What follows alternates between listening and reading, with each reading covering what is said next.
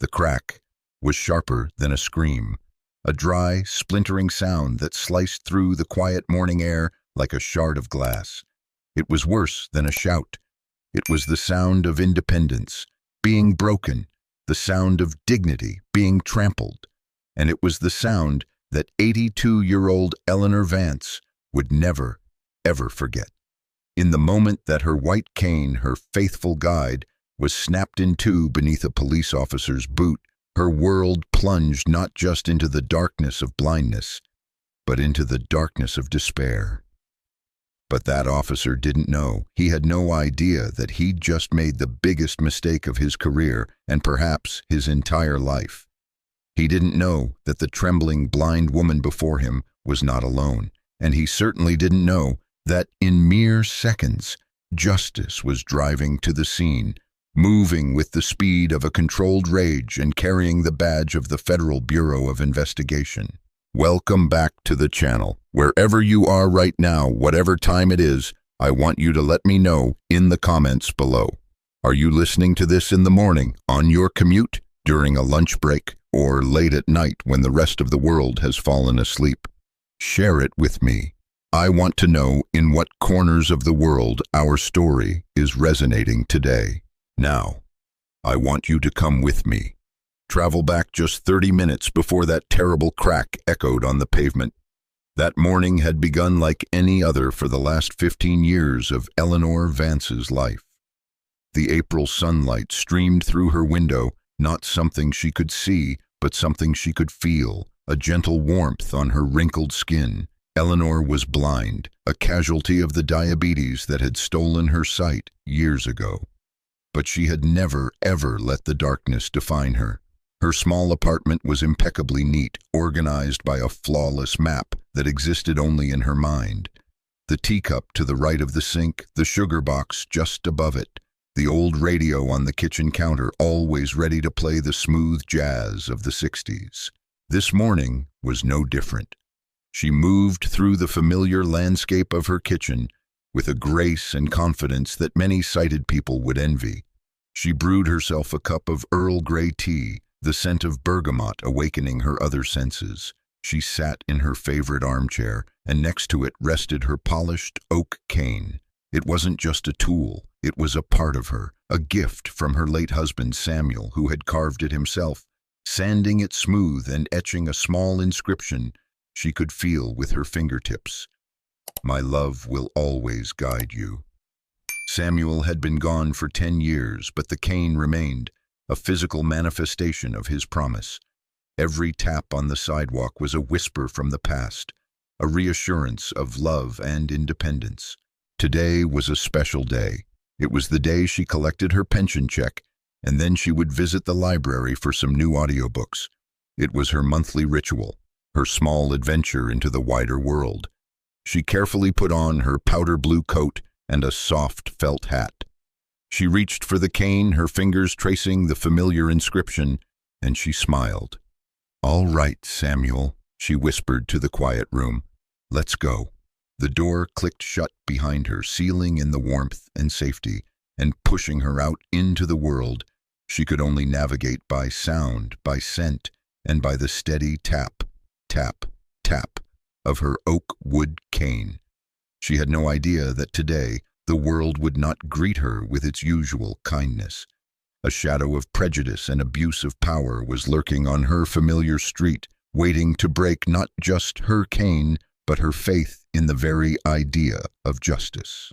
The street where Eleanor lived was a vibrant tapestry of community. There was Mr. Kim's grocery store, where he always saved the freshest apples for her.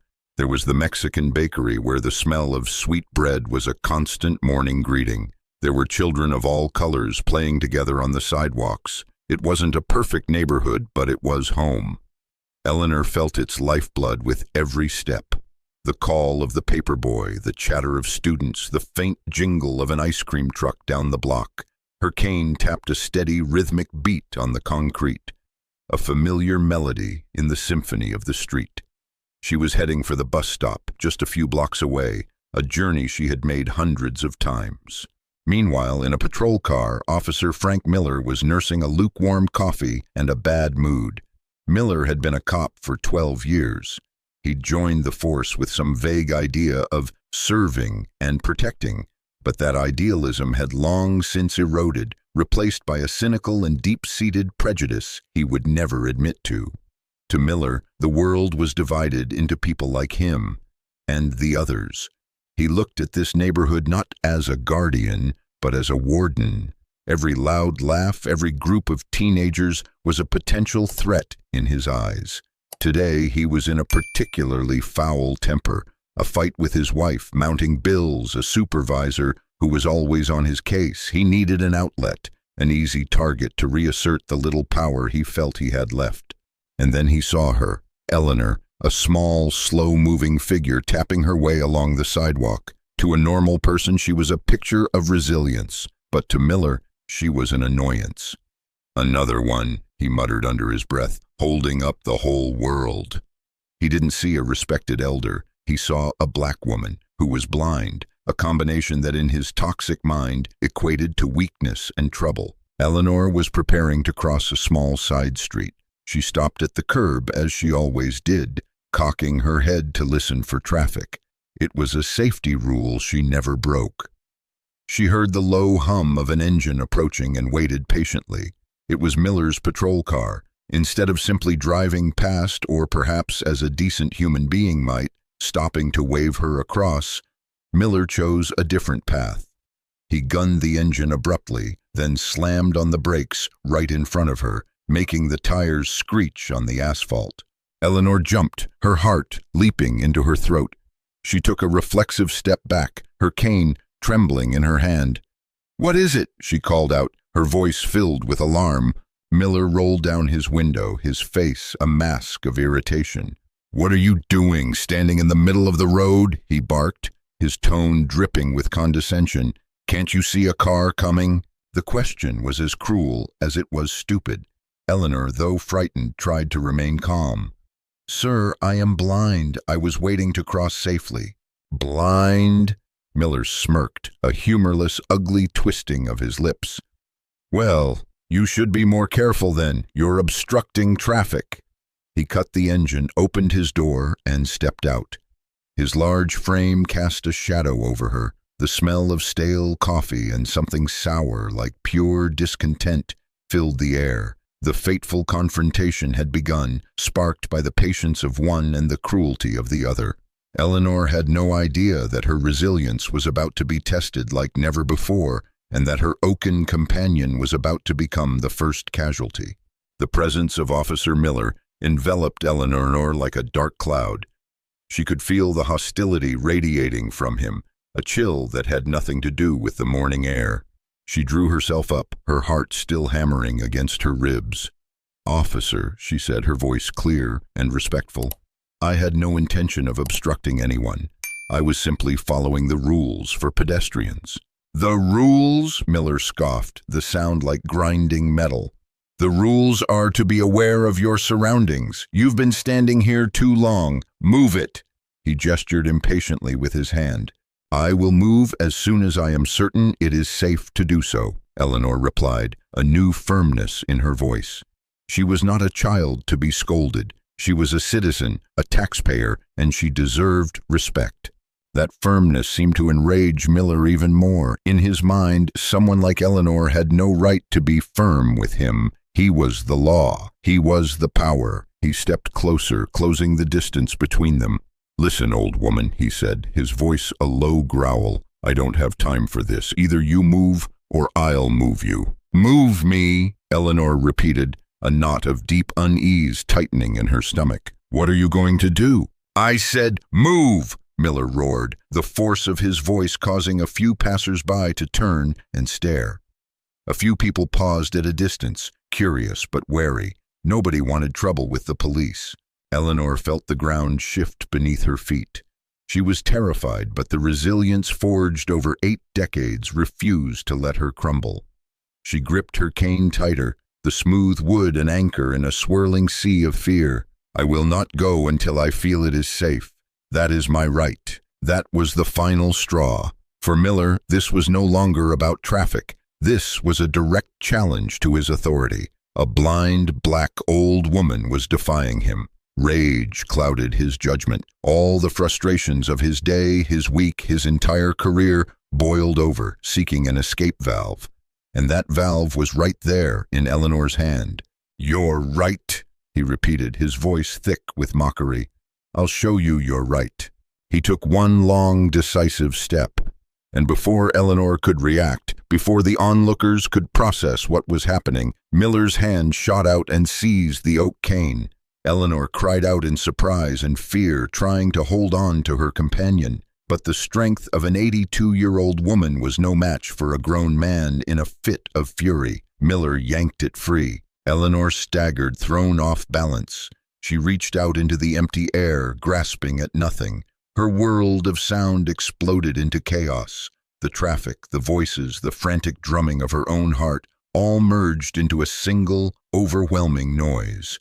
She felt utterly lost, completely helpless. Her cane, her eyes, her husband's promise had been stolen from her. She heard Miller's heavy breathing, and then a terrible silence that stretched for a single second, as if the world was holding its breath, waiting for the inevitable to happen. In that heavy, pregnant silence, Officer Miller stared at the oak cane in his hands. He saw the fine grain of the wood, felt its polished surface. He could even faintly see the small, etched letters. But he didn't care. To him, this wasn't a precious memento. It was a symbol of defiance, of stubbornness, and he was going to break it. He raised the cane. A few of the onlookers gasped. One young woman started to raise her phone, then lowered it in fear. Fear is a powerful glue, and it held their feet to the pavement, sealed their lips. "This is what you get for being stubborn," Miller yelled, his words a death sentence for an inanimate object. And then, with all his strength, he brought the cane down over his knee. Crack! The sound was more painful than 1,000 insults. It echoed down the street, a sharp, sickening cry of splintered wood. The cane, the faithful companion, the token of love, was broken. 2 lifeless pieces of wood clattered onto the sidewalk, lying there like broken bones. Eleanor didn't see it, but she heard it. She felt it. It was as if a part of her own body had been snapped in two. A strangled sob escaped her throat. She sank to her knees on the sidewalk, her hands fumbling on the cold concrete, searching for the shattered pieces of her independence. Her trembling fingers touched the jagged, raw edge of the break. Tiny splinters pierced her skin, but she didn't feel the pain. The ache in her heart was 1,000 times worse. Tears began to stream down her wrinkled cheeks, mixing with the grime of the street. She wasn't crying out of fear anymore. She was crying out of loss. She was crying for the cruelty of man. Miller looked down at the scene, his breathing still ragged. For a fleeting second, a tiny, long-buried part of his conscience pricked him, but he quickly smothered it with self-justification. She asked for it, he told himself. She was disobeying an order. I was just doing my job. He kicked one of the pieces of the cane aside with contempt. "Maybe next time you'll listen," he said aloud, but his voice lacked its earlier conviction. He could feel the eyes of the crowd on him. They weren't looks of admiration. They were looks of disgust. He turned, ready to get back in his car and drive away, to leave the mess he had created behind. He wanted to forget the image of the old woman sobbing on the pavement, but he wasn't going anywhere. A calm, deep voice cut through the stunned silence of the crowd. "Stay right where you are, officer." Miller spun around, annoyed. "Who's that?"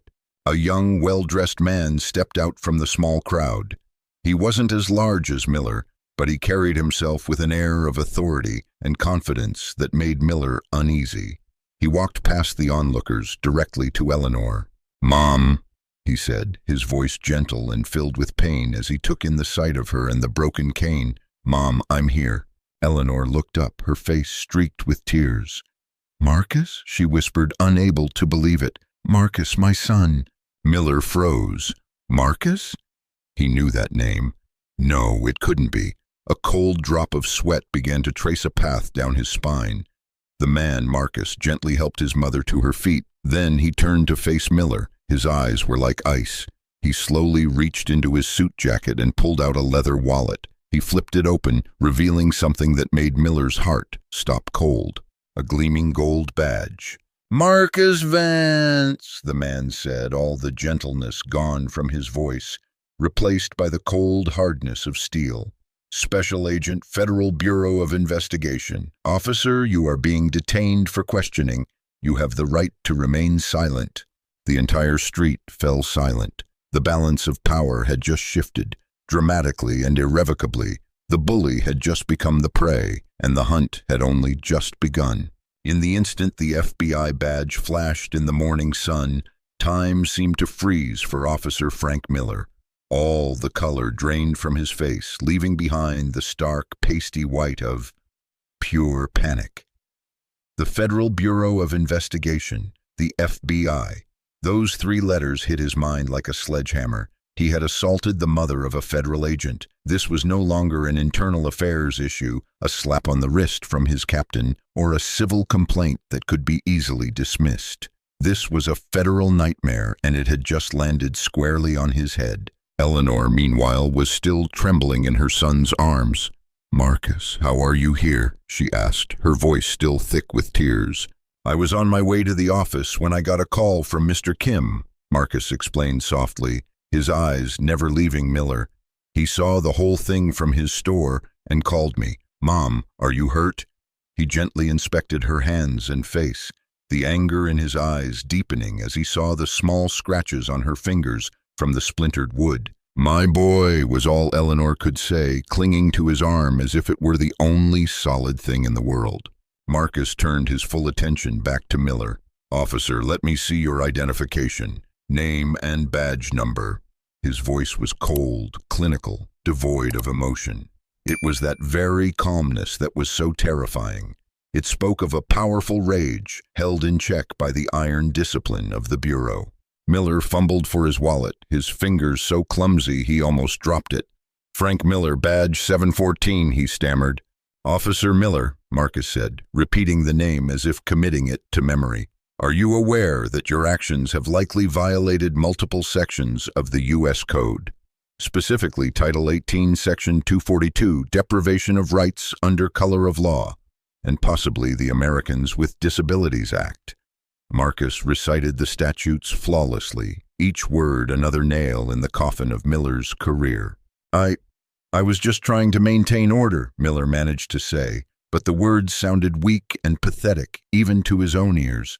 "Maintain order by terrorizing a blind, elderly citizen and destroying her personal property," Marcus shot back, raising an eyebrow. "That's not the definition of order they taught me at Quantico." He pulled out his phone and dialed a number. "This is Special Agent Vance," he said into the phone. "I need a support team at the corner of Elm and 14th Street. Situation involves a local police officer, potential abuse of power. I have one officer for detainment. Also send an evidence response team and notify the Office of Professional Responsibility for the City PD." "Yes, immediately." He ended the call and looked at Miller. "Someone will be here to escort you. Until then, you are not to move. Stay right there. Put your hands on the hood of your patrol car." Miller, who minutes ago had been the very picture of authority, now looked like a broken man. He did as he was told, placing his hands on the hood of his own car, his head hung in shame. He could feel dozens of eyes on him, but this time they weren't filled with fear. They were filled with satisfaction. The same citizens who had been silent before were now whispering amongst themselves. Several phones were now raised, all recording, with no hesitation at all. They were documenting the fall of a tyrant. Justice, though delayed, had arrived in spectacular fashion. Marcus turned back to his mother, shielding her from the growing crowd. He bent down and picked up the 2 pieces of the broken cane, holding them carefully. "We're going home, Mom," he said. "Everything is going to be okay. I promise." But in his heart, he knew this was only the beginning of a much, much longer fight. In less than 10 minutes, the quiet street corner was transformed into a bustling crime scene. 2 unmarked black sedans from the FBI glided to a stop. A few minutes later, a local police cruiser arrived. But this time it carried a grim-faced lieutenant and a nervous-looking junior officer. Plainclothes FBI agents emerged from their cars with a chillingly silent efficiency. They didn't speak much. They moved with purpose. One began stringing yellow tape around the area, officially sealing off the corner. Another, wearing gloves, started photographing everything: Miller's car, the sidewalk, and especially the 2 pieces of broken cane that Marcus was holding. Marcus handed the 2 pieces to a forensics agent, who carefully placed them in an evidence bag. "Handle with care," Marcus instructed. "I want everything off of that. Prints, fibers, anything." He knew Miller's prints would be there, but he wanted a perfect, airtight case. The local police lieutenant, a man named Davis, approached Marcus, his face a mask of anxiety. "Agent Vance," he began. "I'm Lieutenant Davis. I was just informed of the situation. I am so sorry for what happened." Marcus held up a hand, cutting him off. "Lieutenant, I appreciate the sentiment, but now is not the time. Your officer is over there." He gestured with his head toward Miller, who was still frozen against his car. "I want you to relieve him of his weapon and his badge, effective immediately. He will be escorted by my agents to federal headquarters for interrogation.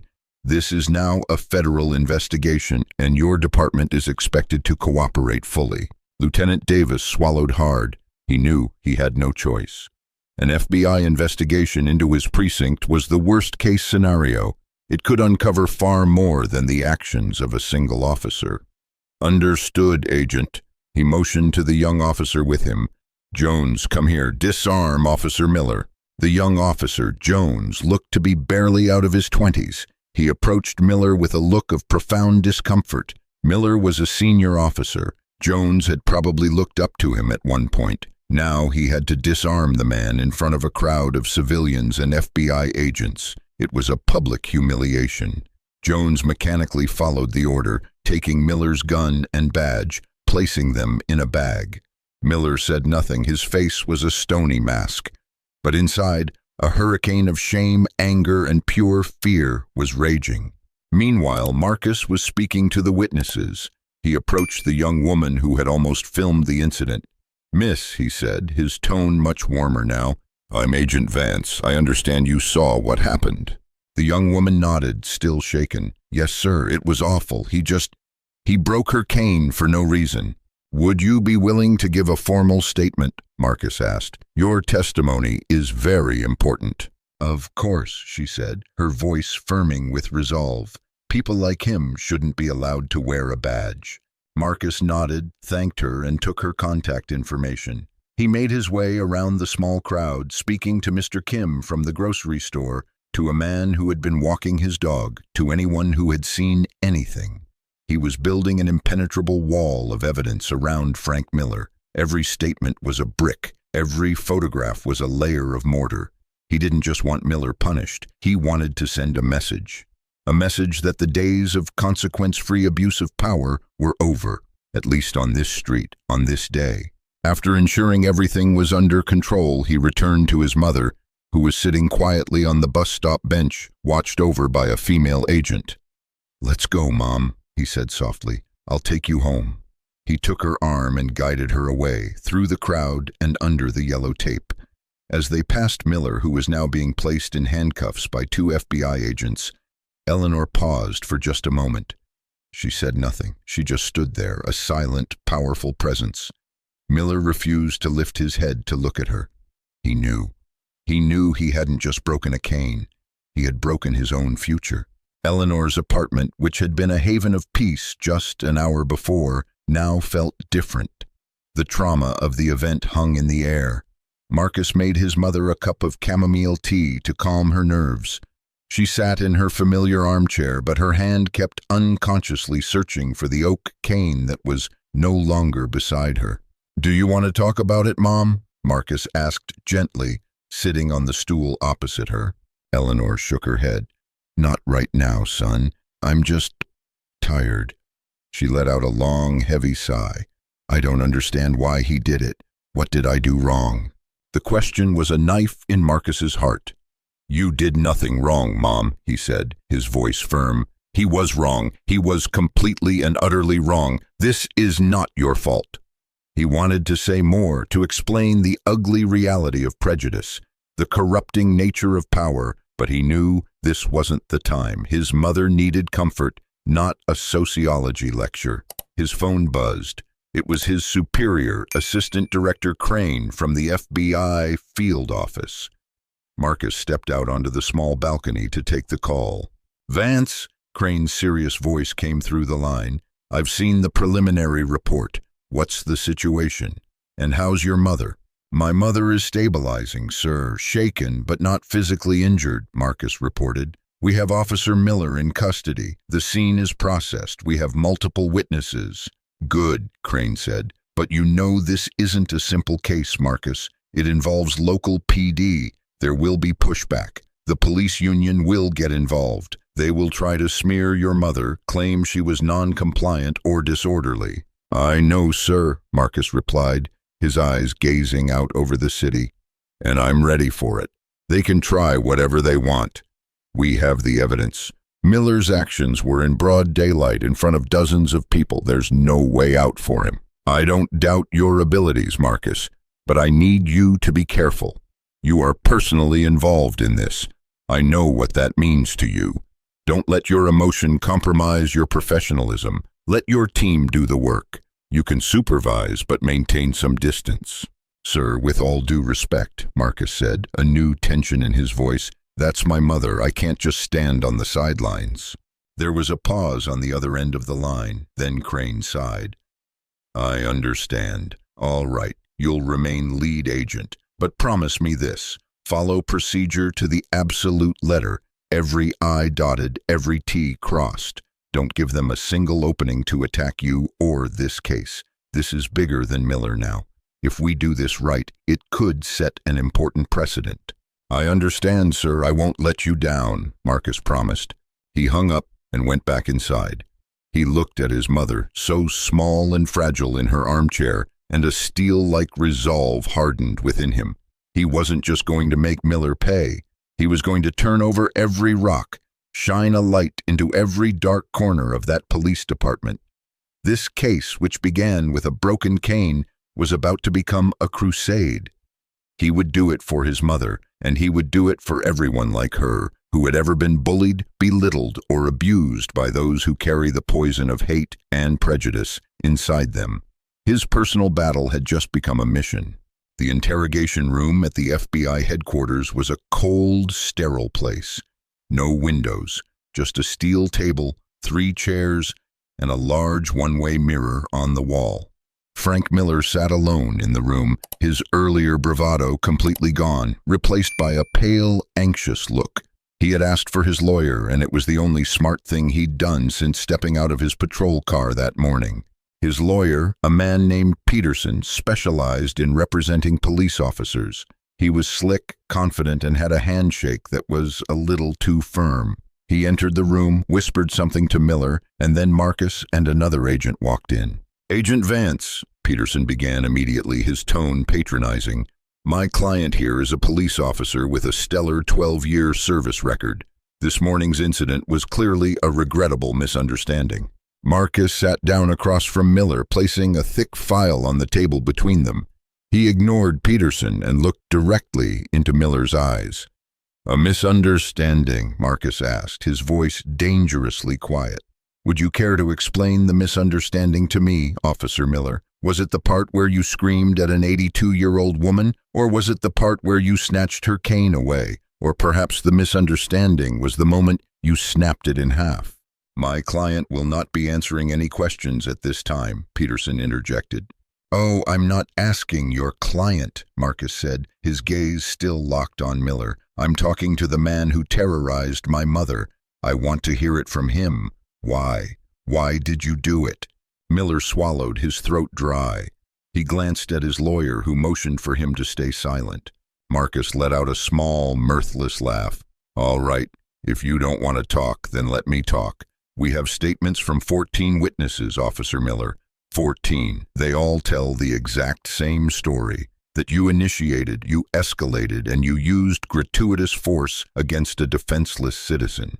We have security camera footage from the grocery store across the street. It's not high definition, but it's clear enough to see you raise that cane and break it."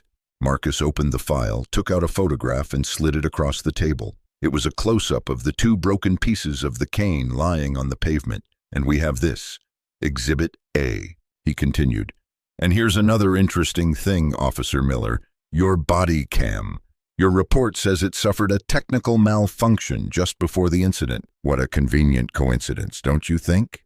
Miller's face grew even paler. He thought turning off his camera would protect him, but now it was being used as evidence of his intent to conceal his actions. "Look," Peterson intervened again, his voice less confident now. Officer Miller was having a bad day. He was under stress. Perhaps he overreacted, but there was certainly no malice or prejudice involved. "No prejudice?" Marcus repeated, and now his voice had a sharp edge. "Then how do you explain that, according to your own records, you've made 73 stops and arrests in that neighborhood in the last 2 years, and 68 of them were of people of color? How do you explain the 3 prior complaints filed against you for using racist language, all of which were conveniently handled internally and dismissed?" Marcus had his team dig into Miller's record.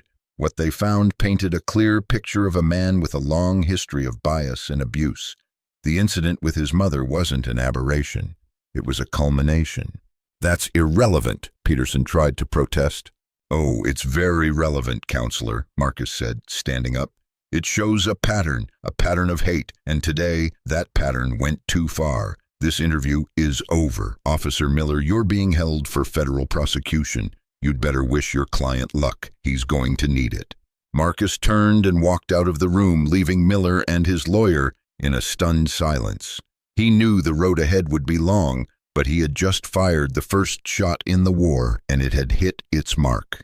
Marcus's investigation didn't stop with Frank Miller. He believed that one rotten apple couldn't survive for long in a healthy barrel. Miller's behavior, his confidence in carrying it out, and the way his prior complaints had been swept under the rug, all pointed to a more systemic problem. He got the green light from his superiors to expand the investigation into the local police department's Office of Professional Responsibility. Marcus and his team began poring over hundreds of complaint files from the past 5 years. They worked day and night in a room they nicknamed the War Room, its walls covered in charts, photos, and notes. They were looking for connections, for patterns. Which officers had the most complaints? What kind of complaints were most often dismissed? Who was the person signing off on those dismissals? Slowly, a disturbing picture began to emerge. Frank Miller was not an isolated case. There was a group of 6 or 7 other officers with similar records, multiple allegations of excessive force and discriminatory language, all of which were either lightly disciplined or dismissed for lack of evidence. And at the top of this food chain, the man whose signature appeared on all the final decisions was a familiar name, Lieutenant Davis, the same man who had met Marcus at the crime scene. "Davis," Marcus said in a meeting with his team, "he played the part of the concerned colleague, but it was all an act. He's the gatekeeper. He's been protecting men like Miller for years." They dug deeper into Davis. They checked his financials, his associations. They discovered that Davis and several of the officers from the problem group golfed together, took vacations together. They were a tight-knit club, a brotherhood that protected its own at all costs. They had created an impenetrable blue wall of silence where misconduct was covered up, and good officers, like the young Officer Jones, were too afraid to speak out for fear of retaliation. The breakthrough came from an unlikely source, Officer Jones himself. After days of wrestling with his conscience, he decided to make a call. "Agent Vance," Jones said over the phone, his voice trembling, "I can't stay quiet anymore. What Miller did was wrong, and there's more." Marcus met Jones in a secure, undisclosed location. The young officer told him everything. He spoke of the toxic culture within the precinct, the racist jokes that were considered normal in the locker room, the way certain senior officers would brag about tuning up citizens they didn't like. He confirmed that Lieutenant Davis didn't just cover for them. He actively encouraged the attitude, calling it keeping the streets clean. One time, Jones recounted, his voice shaking, I saw Miller deleting his body cam footage from an arrest. When I asked him about it, he just laughed and said, sometimes the hardware knows to erase the junk. And Lieutenant Davis was standing right there. He heard the whole thing, and he didn't say a word. That was the final piece of the puzzle Marcus needed. Jones's testimony from an insider was the bombshell that could shatter the blue wall of silence. It was direct evidence of a cover-up and conspiracy at the management level. Marcus now knew he was facing a hydra. Cutting off one head, Miller, wasn't enough. He had to destroy the entire monster. The investigation into a single act of cruelty had now become a full-blown campaign against systemic corruption and discrimination. He was gearing up for a fight far bigger than he had ever imagined. He wasn't just getting justice for his mother anymore. He was about to clean out an entire stable of filth, and the thought left him both exhausted and exhilarated. He knew he was doing the right thing. Armed with Officer Jones's testimony and the mountain of evidence from the file analysis, the Department of Justice had enough to issue warrants. In the pre-dawn hours of a quiet morning, FBI tactical teams moved in unison. They raided the homes of Lieutenant Davis and the 6 other officers in his corrupt circle. The raids were swift and efficient. These men, so used to being the ones inspiring fear, now felt it themselves, woken by shouts of FBI, open the door, and placed in handcuffs in front of their own families.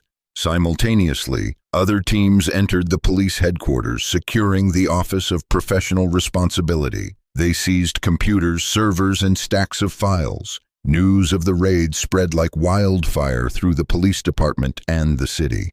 It was an earthquake. Frank Miller, sitting in his jail cell awaiting trial, heard the news on a small television. He realized he was no longer the center of the story. He was just the first domino to fall in a very long line.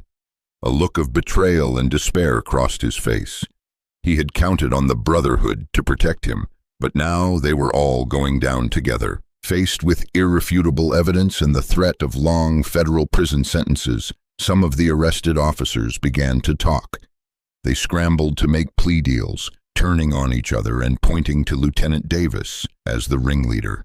The blue wall of silence had crumbled into dust. Frank Miller's trial took place a few weeks later. It was less of a legal battle and more of a formality. His lawyer, Peterson, did his best, but there was no fighting the mountain of evidence. The 14 witnesses took the stand, one by one, their testimony consistent and emotional. The blurry security video still clearly showed the act of cruelty, and Miller's own record spoke volumes. Eleanor was called, but as a protected witness, she only had to submit a written deposition. Marcus didn't want his mother to have to face Miller again in the tense atmosphere of a courtroom. Her presence in the building, however, was a powerful symbol. In the end, it took the jury less than 2 hours to reach a verdict. We, the jury, find the defendant, Frank Miller, guilty on all counts. Miller slumped in his chair, his face ashen. A few days later, the judge handed down the sentence. 10 years in federal prison, with no possibility of parole. It was a heavy sentence, a clear message that the abuse of civil rights under the cover of law would not be tolerated. Lieutenant Davis and the others received various prison sentences of their own. The city's police department was placed under federal oversight for years to come. A complete and total overhaul was initiated. Justice had been served, at least on paper. But Marcus knew that this victory, as monumental as it was, could not erase the scar on his mother's heart, nor could it fully heal the deep wounds in the community. The legal battle was over, but the fight for healing and trust had only just begun. After the trials ended and the dust of the legal battle settled, life began to return to a new kind of normal. The story of the broken cane case had spread across the country, becoming a textbook example in the fight against injustice. Eleanor Vance, once an anonymous victim, had become an unwilling symbol of resilience. She received thousands of letters and emails from all over the world. People shared their own stories, expressed their admiration, and sent their well wishes. A group of woodworkers in Oregon banded together to make her a new cane. It was crafted from beautiful walnut wood, intricately carved with images of lilies, her favorite flower, and at the top they etched a new inscription, made with the love and respect of a nation. When Marcus brought the new cane to his mother, she wept. But these were tears of gratitude and overwhelming emotion. She ran her hands over the new cane, feeling its warmth and smoothness. "It's beautiful, son," she said, "but it's not your father's cane." Marcus sat beside her. "I know, Mom, nothing can ever replace that. But think of this as a new beginning, a new symbol, not just of Dad's love, but of your strength and the love of so many people you've never even met." Eleanor nodded, a small smile gracing her lips. "You're right." Her community changed, too. The people grew closer. They organized neighborhood meetings and formed a civilian police oversight committee. The young officer Jones, after his testimony, was promoted and became a vital bridge between the police and the people he served. He often stopped by to check on Eleanor, bringing her cookies and listening to her stories. But victory had its price. Marcus, despite his success, felt the weight of the case. He had come face to face with the darkest side of the system he'd sworn to uphold. He grew quieter, more reflective. One evening, as they sat together, Eleanor placed her hand on his. "What's troubling you, Marcus?" she asked, a mother's intuition seeing through more than just the darkness of her blindness. "It's just, I wonder if we really changed anything, Mom," Marcus confessed. "We won a battle, but the war is still out there. There are so many other Frank Millers in the world." Eleanor squeezed her son's hand.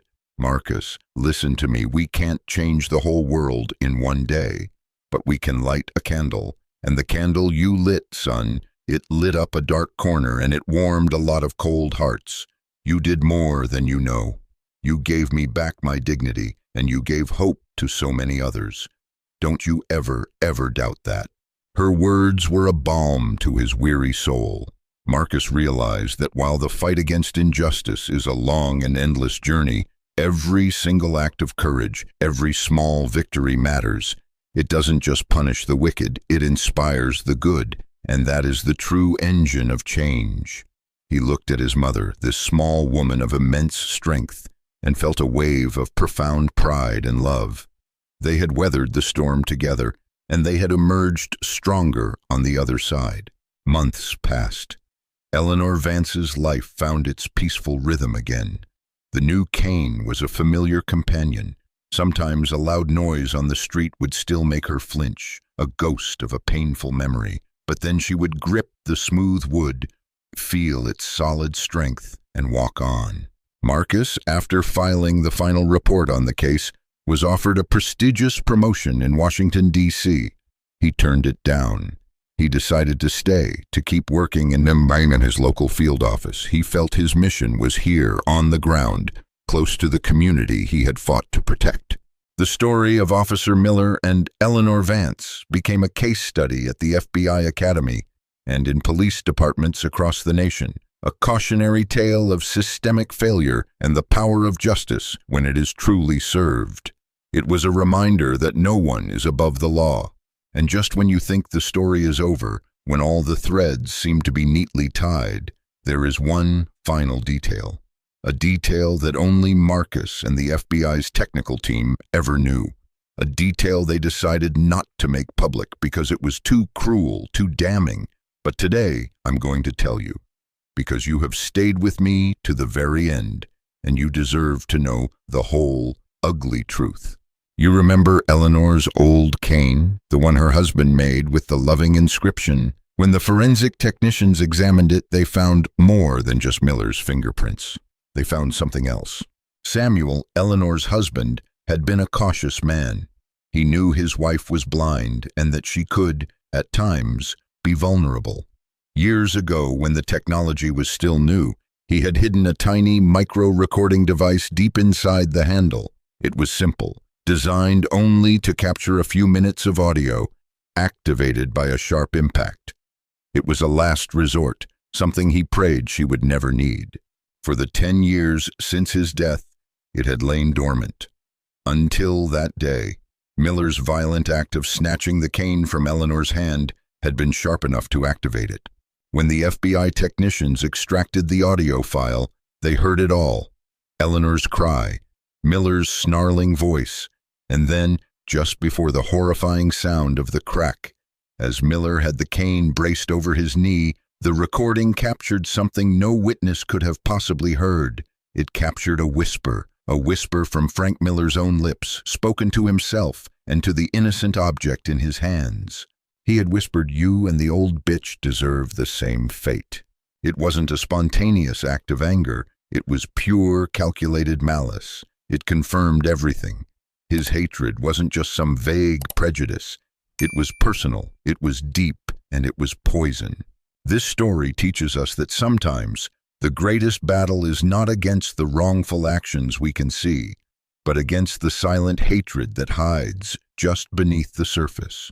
It reminds us to always be vigilant, to always speak up, and to always believe that no matter how deep the darkness, a single act of courage can bring the light. Thank you for listening. If this story touched you, please hit that subscribe button and share it with others, because every share is another voice added to the chorus, demanding that kindness and justice will always prevail. And remember, the most terrifying monsters don't always roar. Sometimes they whisper.